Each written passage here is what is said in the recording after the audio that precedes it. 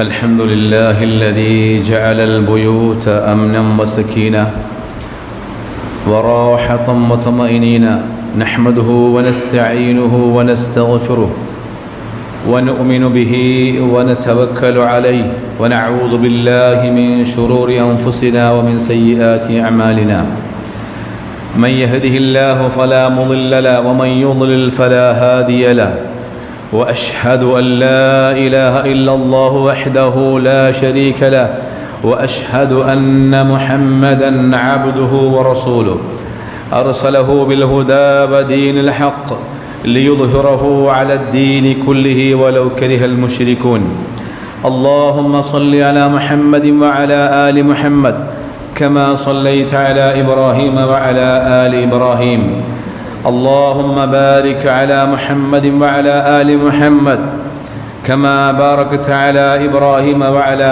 آل إبراهيم إنك حميد مجيد أما بعد فإن خير الحديث كتاب الله وخير الهدي هدي محمد صلى الله عليه وسلم وشر الأمور محدثاتها وكل محدثة بدعة وكل بدعة ضلالة أيها الناس أوصيكم وإياي بنفسي أولا بتقوى الله أعوذ بالله السميع العليم من الشيطان الرجيم يا أيها الذين آمنوا اتقوا الله حق تقاته ولا تموتن إلا وأنتم مسلمون يا أيها الذين آمنوا اتقوا الله وقولوا قولا سديدا يصلح لكم أعمالكم ويغفر لكم ذنوبكم ومن يطع الله ورسوله فقد فاز فوزا عظيما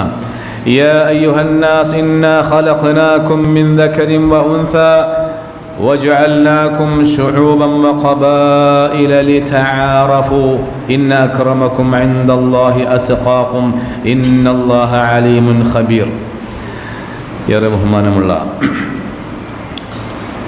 സഹോദരന്മാരെ, സഹോദരികളെ, സത്യവിശ്വാസികളെ, സത്യവിശ്വാസിനികളെ,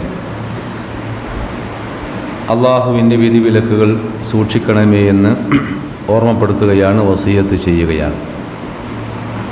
മുസ്ലിങ്ങൾക്കിടയിൽ ഏറെ തെറ്റിദ്ധരിപ്പിക്കപ്പെട്ടുകൊണ്ടിരിക്കുന്ന ഒരു വിഷയമാണ് മുഅ്ജിസത്തും കറാമത്തും എന്നുള്ളത്. വിശ്വാസികളെന്ന നിലക്ക് ഈ വിഷയത്തെക്കുറിച്ച് കൃത്യമായി മനസ്സിലാക്കുകയും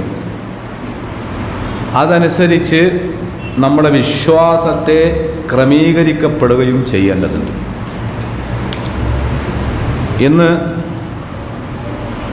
കറാമത്തുകളെക്കുറിച്ചും അന്ധവിശ്വാസങ്ങളെക്കുറിച്ചൊക്കെ പാവപ്പെട്ട ജനങ്ങളെ ചൂഷണം ചെയ്യാൻ വേണ്ടി ഒരു വിഭാഗം ഇറങ്ങിത്തിരിച്ചിട്ടുണ്ട്. ഒരു ആക്ഷേപഹാസ്യത്തിലൂടെ പറയുകയില്ല. അതുകൊണ്ട് തന്നെ എന്താണ് ഇതെന്ന് വളരെ കൃത്യമായി നമ്മൾ മനസ്സിലാക്കണം. ആദ്യമായി മനസ്സിലാക്കേണ്ടത് എന്താണ് മുഅ്ജിസത്ത് എന്നുള്ളതാണ്. മുഅ്ജിസത്ത് ആർക്കാണ് നൽകുക എന്നുള്ളതാണ്. മുഅ്ജിസത്ത് അള്ളാഹു പ്രവാചകന്മാർക്ക് മാത്രമേ നൽകുകയുള്ളൂ. ലോകത്ത് ഓരോ പ്രവാചകന്മാരെ നിയമിച്ചപ്പോഴും ആ പ്രവാചകന്മാരുടെ കാലഘട്ടത്തിനനുസരിച്ചുള്ള മുഅ്ജിസത്ത് അവർക്ക് അള്ളാഹു നൽകിയിട്ടുണ്ട്. മുഅ്ജിസത്ത് എന്ന വാക്കിനർത്ഥം അമാനുഷികത്വം എന്നൊക്കെയാണ്. ഒന്നുകൂടെ വിശദീകരിച്ചാൽ സാധാരണ മനുഷ്യരെ കൊണ്ട് ചെയ്യാൻ പറ്റാത്ത പ്രവർത്തനങ്ങൾക്കാണ് മുഅ്ജിസത്ത് എന്ന് പറയാം. ഉദാഹരണം, മൂസാ നബി അലൈഹി സ്വലാത്തു വസ്സലാമിൻ്റെ കഥ നമ്മളൊക്കെ കേൾക്കാറുണ്ട്. കലീമുല്ലാഹി മൂസ അലൈഹി സ്വലാത്തു വസ്സലാമിന് അള്ളാഹു നൽകിയ മുഅ്ജിസത്ത് ഏറെ പ്രസിദ്ധമാണ്. അദ്ദേഹത്തിൻ്റെ കയ്യിലൊരു വടി ഉണ്ടായിരുന്നു. അത് നമുക്കറിയാം. അദ്ദേഹം ആ തൂര് സീന തൂവാ താഴ്വരയിൽ എത്തിയപ്പോൾ അള്ളാഹുമായി സംസാരിച്ചതും ആ സംസാരത്തിനിടക്ക് അള്ളാഹു മൂസാ നബിയോട് ചോദിക്കുക, മൂസേ നിൻ്റെ കയ്യിൽ എന്താണ്? വമാ തിൽക ബിയമീനിക യാ മൂസ, എന്താണ് നിൻ്റെ കയ്യിൽ? അപ്പോൾ മൂസാ നബി അലൈഹി സ്വലാത്തു വസ്സലാം ഖാല ഹിയ അസായ, പടച്ച റബ്ബേ അതെൻ്റെ വടിയാണ്. അപ്പോൾ കഥ അങ്ങനെ നീണ്ടു, കഥ പറയല്ല. അപ്പോൾ അങ്ങനെ അവസാനം ആ വടി എന്തിനാണെന്ന് ചോദിക്കുന്നുണ്ട്. അപ്പോൾ മൂസാ നബി പറഞ്ഞു, അത് ഞാനിങ്ങനെ എൻ്റെ ആടുകൾക്ക് മരത്തിൻ്റെ മുകളിൽ നിന്ന് ഇല തച്ച് കൊടുക്കും, താഴ്ച കൊടുക്കും. അതുപോലെ തന്നെ വളരെ പ്രയാസപ്പെടുമ്പോൾ ഞാൻ ആ വടി ഊന്നി നടക്കും, അത്രേ ഉള്ളൂ. ഏതായിരുന്നാലും മൂസാ നബിക്ക് അള്ളാഹു നൽകിയത് മുഅ്ജിസത്ത് ഒന്ന് ഈ വടിയാണ്. പിന്നെയോ ഈ വടി നിലത്തിട്ടാൽ അത് പാമ്പാവും. അതുപോലെ തന്നെ കൈ മാരടത്തിനോട് ചേർത്ത് വെച്ച് എടുത്തു കഴിഞ്ഞാൽ കൈ പ്രകാശിക്കും, നമുക്കെല്ലാവർക്കും അറിയാം. ഇവിടെ നമ്മൾ മനസ്സിലാക്കേണ്ടത് എന്തിനാണ് അള്ളാഹു മൂസാ നബി അലൈഹി സ്വലാത്തു വസ്സലാമിന് ഈ രൂപത്തിലുള്ള ഒരു മുഅ്ജിസത്ത് കൊടുത്തത് എന്നുള്ളതാണ്. അതായത് ഏതെങ്കിലും ഒരു പ്രവാചകൻ, ആ പ്രവാചകന് അള്ളാഹു മുഅ്ജിസത്ത് നൽകുന്നത് ആ പ്രവാചകൻ പ്രബോധനം ചെയ്യുന്ന പ്രബോധിത വർഗത്തിൻ്റെ സ്വഭാവത്തിനനുസരിച്ചുള്ള മുഅ്ജിസത്താണ് കൊടുക്കുക. മൂസാ നബിയുടെ കാലഘട്ടം എന്ന് പറഞ്ഞാൽ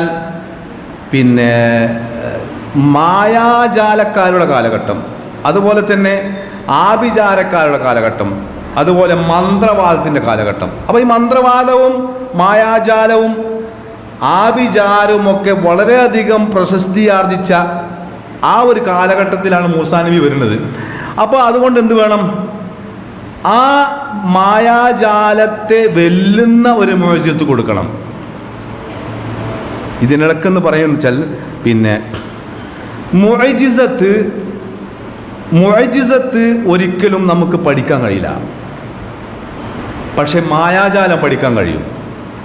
മായാജാലം നമ്മൾ ഒരു മാജിക്കുകാരൻ്റെ ശിഷ്യത്വം സ്വീകരിച്ചു കഴിഞ്ഞാൽ പഠിക്കാൻ കഴിയും, പക്ഷേ മുഅ്ജിസത്ത് പഠിക്കാൻ മൂസാ നബി അലൈഹി സ്വലാത്തു വസ്സലാമിൻ്റെ പിന്നാലെ എത്ര നടന്നാലും കഴിയില്ല. അതാണ് അതിൻ്റെ പ്രത്യേകത. അപ്പോൾ മൂസാ നബി അലൈഹി സ്വലാത്തു വസ്സലാമിന് കൊടുത്തു എന്ത്? വടി നിലത്തിട്ടാൽ പാമ്പാവുക. കാരണം അന്ന് വളരെയധികം സാഹിറന്മാരുടെ കാലഘട്ടം. ഇനി രണ്ടാമത്തെ ഉദാഹരണം ഈസാ അലൈഹി സ്വലാത്തു വസ്സലാം. ഈസാ നബി അലൈഹി സ്വലാത്തു വസ്സലാമിൻ്റെ കാലഘട്ടം എന്ന് പറഞ്ഞാൽ വൈദ്യശാസ്ത്രം വളരെ പുരോഗമിച്ച കാലഘട്ടം, ഭിഷഗ്വരന്മാരുടെ കാലഘട്ടം.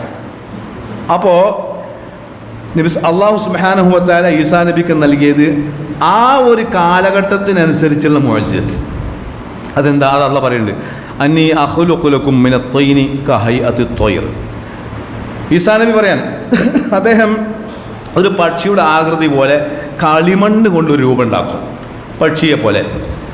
എന്നിട്ടോ ഫംഫുഖു ഫീഹി, എന്നിട്ട് ആ ഉണ്ടാക്കിയ രൂപത്തിൽ ഈസാ അലൈഹിസ്സലാത്തു വസ്സലാം ഊതും.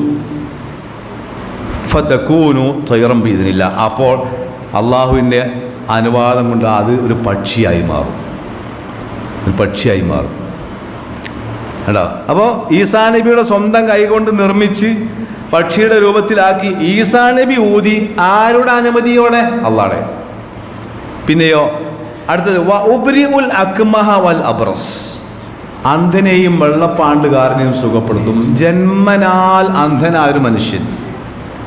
അതുപോലെ തന്നെ ഇന്നൊക്കെ നമ്മുടെ നാട്ടിൽ മാറാത്ത രോഗമാണ് ഈ വെള്ളപ്പാണ്ട്. അങ്ങനെയുള്ള ഈ വെള്ളപ്പാണ്ട്, അന്ധത എന്നുള്ളത് അദ്ദേഹം സുഖപ്പെടുത്തും. പിന്നെ വഉഹയിൽ മൗത ബിഇദ്നില്ല, മരിച്ചവരെ അദ്ദേഹം ജീവിപ്പിക്കും ബിഇദ്നില്ല. ഇതൊക്കെ അദ്ദേഹം ചെയ്യുമെന്ന് പറഞ്ഞ് അവസാനം പറയുന്നത് ബിഇദ്നില്ല, അള്ളാഹുവിൻ്റെ അനുവാദം കൊണ്ട്. അപ്പോൾ ഈസാ നബി അലൈഹി സ്വലാത്തു വസ്സലാമിൻ്റെ കാലഘട്ടത്തിൽ ഈസാ നബിക്ക് കൊടുത്ത മുഅ്ജിസത്ത് വൈദ്യശാസ്ത്രത്തെ കടത്തി വെട്ടുന്നതായിരുന്നു. അപ്പോൾ ഇതൊക്കെയാണ് ഈസാ നബി അലൈഹി സ്വലാത്തു വസ്സലാമെ കൊടുത്തത്. ഇനി അവസാനം നബി സല്ലല്ലാഹു അലൈഹി വസല്ലമയിലേക്ക് വന്നാൽ നബി സല്ലല്ലാഹു അലൈഹി വസല്ലമയുടെ കാലഘട്ടം എന്ന് പറഞ്ഞാൽ അറബി സാഹിത്യം വളരെയധികം പുരോഗമിച്ച കാലഘട്ടം, കൊട്ടാര കവികളുടെ കാലഘട്ടം, അറബി സാഹിത്യകാരന്മാരുടെ കാലഘട്ടം. അപ്പോൾ ആ സാഹിത്യത്തെ വെല്ലുന്ന ഒരു മുഅ്ജിസത്ത് അതെന്താ? അത് വിശുദ്ധ ഖുർആൻ. അങ്ങനെ ചരിത്രം നീണ്ടുപോവുകയാണ്. എന്നാൽ അപ്പോൾ മുഅ്ജിസത്ത് അള്ളാഹു പ്രവാചകന്മാർക്ക് മാത്രമേ കൊടുക്കുള്ളൂ. മാത്രമല്ല ഈ നൽകപ്പെട്ട മുഅ്ജിസത്ത് അവർ എന്ത് ചെയ്യണം? പരസ്യമാക്കണം. മുഅ്ജിസത്ത് പരസ്യമാക്കണം. ഇനി പിന്നെ കറാമത്ത് എന്ന് പറഞ്ഞാൽ എന്താ? ഇതാണ് ഇപ്പോൾ ആകെ ചർച്ച ചെയ്യുന്ന വിഷയം. കറാമത്ത് എന്ന് പറഞ്ഞാൽ പിന്നെ നേർക്ക് നേരെ അർത്ഥം പറയണേ ആദരവ്, ബഹുമാനം എന്നൊക്കെയാണ്. ഒന്നുകൂടെ വിശദീകരിച്ചാൽ അള്ളാഹു ഇഷ്ടപ്പെടുന്ന ആളുകൾക്ക് അള്ളാഹു നൽകുന്ന മറ്റ് മനുഷ്യർക്കൊന്നും കൊടുക്കാത്ത, അത് ആർക്കുണ്ടാകും എപ്പോഴുണ്ടാകും എന്ന് പറയപ്പെടാൻ പറ്റാത്ത ഒന്നാണ് കറാമത്ത്. ശരിക്കും ശ്രദ്ധിച്ചോട്ടോ. ഇപ്പോൾ കറാമത്ത് ചൂഷണം എന്ന് പറഞ്ഞിട്ട് ഒരു ചാനലിനുണ്ട്. നമ്മൾ കേട്ടാൽ അന്തം വിട്ടുപോകും ചില കറാമത്ത്. അതിന് കുറച്ച് ഞാൻ പറയാം.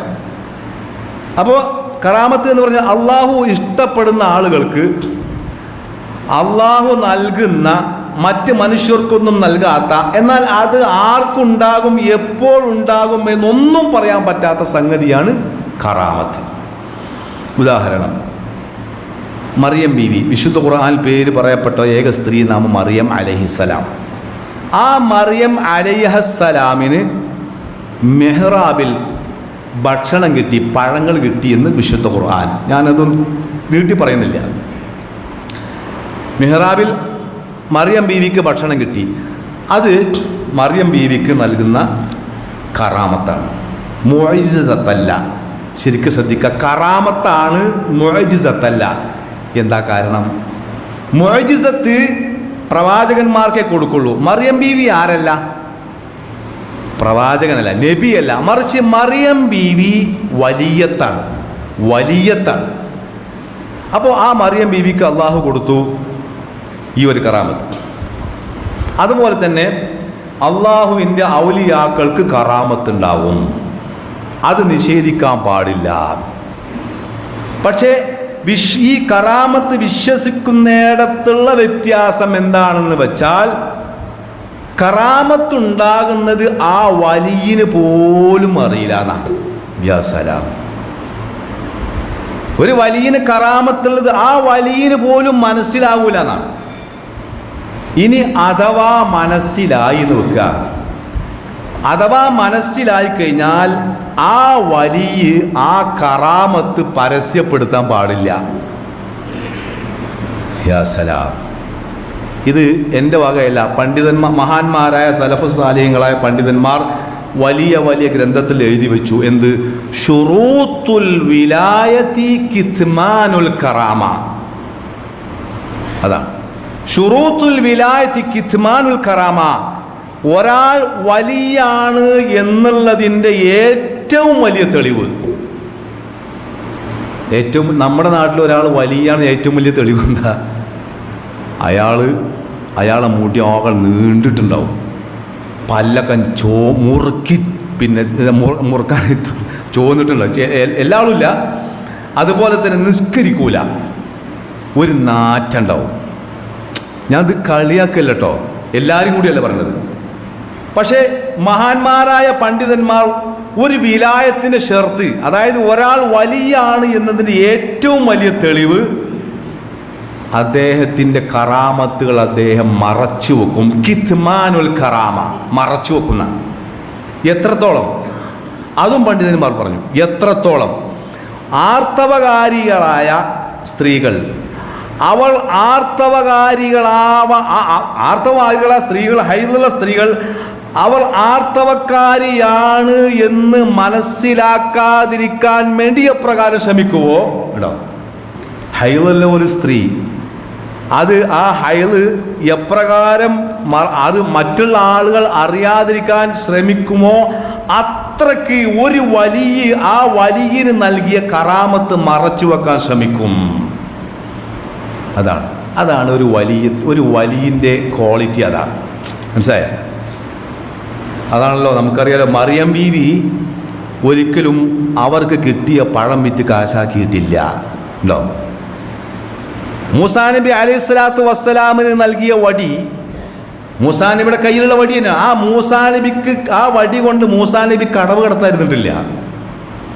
എത്ര സുഖമാണ്. അപ്പോൾ ചുരുക്കത്തിൽ കറാമത്ത് വിറ്റ് കാശാക്കാനുള്ളതല്ല, കറാമത്ത് ഉപജീവന മാർഗത്തിനുള്ളതല്ല, മറിച്ച് അള്ളാഹു നൽകുന്ന ആദരവാണ്. അതിന് നമ്മൾ അംഗീകരിക്കണം, ഒരിക്കലും കറാമത്തിനെ നിഷേധിക്കാൻ പാടില്ല. കറാമത്തിന് ആരെങ്കിലും നിഷേധിച്ചാൽ അവൻ മുസ്ലിം വൃത്തത്തിൽ നിന്ന് പുറത്തു പോകും.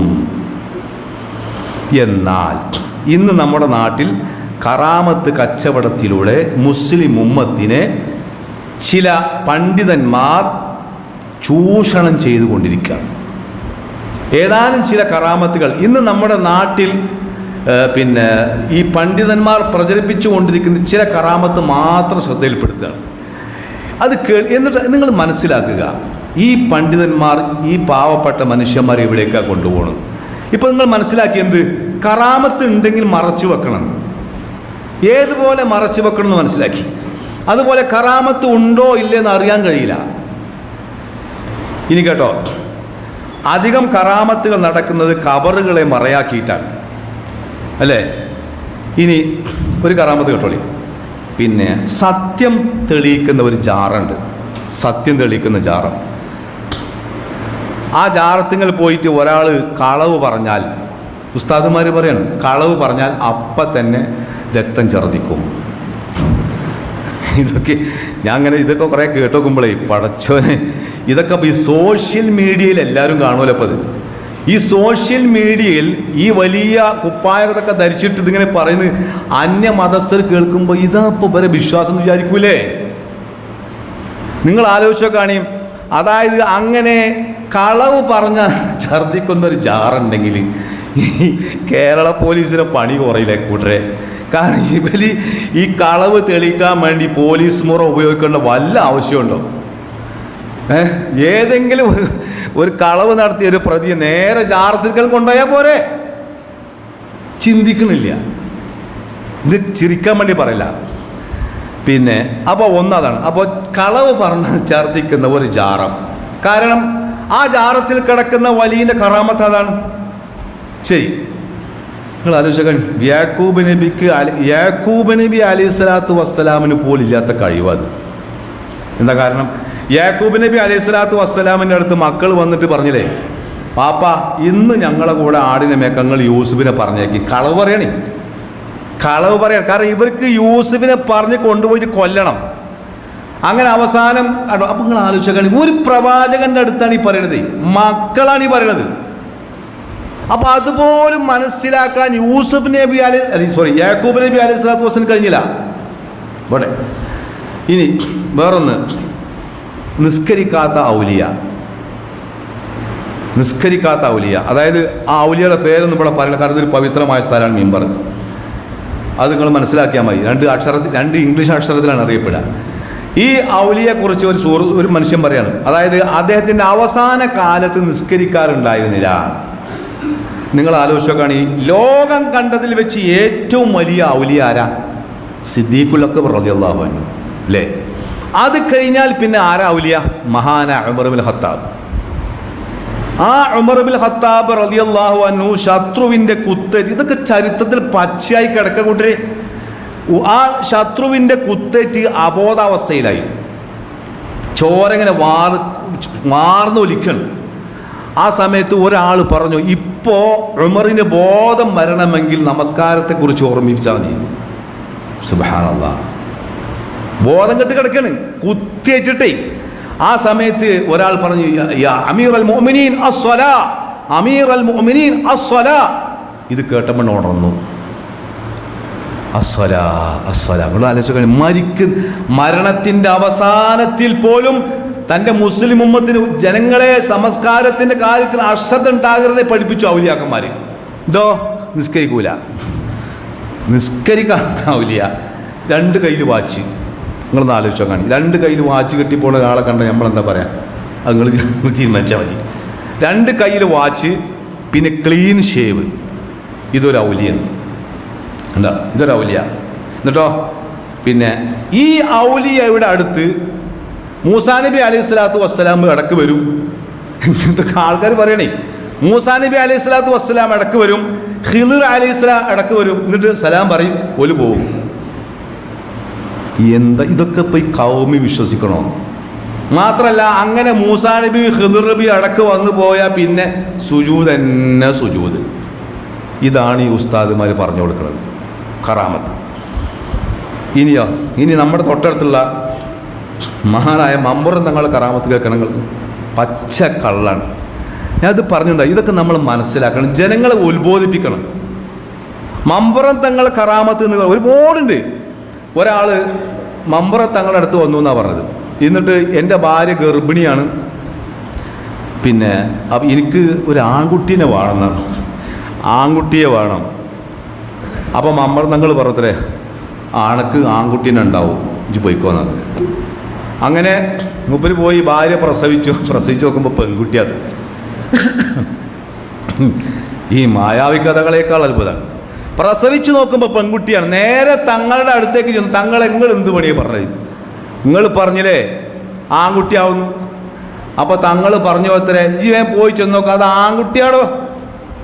അപ്പോൾ അവിടെ ചെന്ന് നോക്കുമ്പോൾ അത് ആൺകുട്ടി അത്രേ. നിങ്ങൾ ആലോചിച്ച കളി. എന്നിട്ട് ഇതൊക്കെ പറയുന്ന ആൾ പറയാണ്, മഹാന്മാരായ മശായിഖന്മാർക്ക് ആ ഒരു കഴിവ് അല്ലാഹ് കൊടുത്തിട്ടുണ്ട്. ആണിനെ പെണ്ണാക്കാനും പെണ്ണിനെ ആണാക്കാനും ഭൂമിയെ ആകാശമാക്കാനും ആകാശത്തെ ഭൂമിയാക്കാനുള്ള അധികാരം അവർക്ക് കൊടുത്തിട്ടുണ്ട്. അസ്തഗ്ഫിറുല്ലാഹ്. ഈ സമുദായം എങ്ങനെ രക്ഷപ്പെടാം? ഇത് വിശ്വസിച്ച് കഴിഞ്ഞാൽ അപ്പം തന്നെ പോയില്ലേ ഇസ്ലാമെന്ന് പുറത്ത്, അല്ലേ? ഇനി വേറൊരു ഔലിയ, ആ ഔലിയയുടെ അടുത്ത് അയാൾ വലിയ ഡോക്ടറാണ്. അടുത്തത് ഈ പിന്നെ ഒരാൾ വായിലൊക്കെ ഭയങ്കര ക്യാൻസർ, മുറിവ്. ആ മുറിവ് പറ്റിയിട്ട് ഈ ഔലിയയുടെ അടുത്ത് ചെന്നു. ഔലിയയുടെ അടുത്ത് ചെന്നപ്പോൾ പറഞ്ഞു, പിന്നെ നിൻ്റെ രോഗം ഞാൻ സുഖപ്പെടുത്തുന്നു. ഒരു ഔലിയ പറഞ്ഞു. അങ്ങനെ അയാളെ രോഗം മാറിയെന്നാണ് പറഞ്ഞത്, മാറിയെന്ന്.